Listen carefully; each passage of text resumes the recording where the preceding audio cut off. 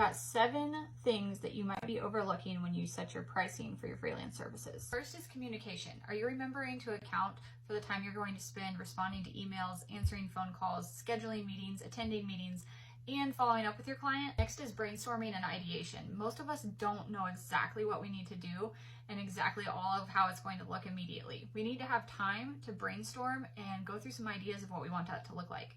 You need to be paid for that too. This one is easy to forget. Organizing and storing information, whether you're doing that through an online service, an external hard drive, or even just on your computer. Client information and files need to be stored securely, and that usually costs money. Payment processing fees. If you are accepting payment online, there is usually about a 3% fee. Go ahead and just calculate that into your rates so you're not losing money on this when you have to pay those later. I'm not a tax professional and I can't give advice, but don't forget about your taxes. Personally, I like to save about 25% of my income in a separate account so that I know that it's set aside for tax time in case I need it. Equipment and upgrades.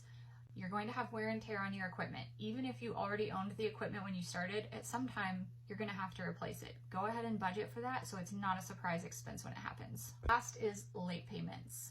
You need to charge interest for payments that happen late because unfortunately with inflation, your money is only going to decrease in value. And there's some opportunity cost associated with that as well. Go ahead and work these into your pricing now and you'll be setting yourself up for future success.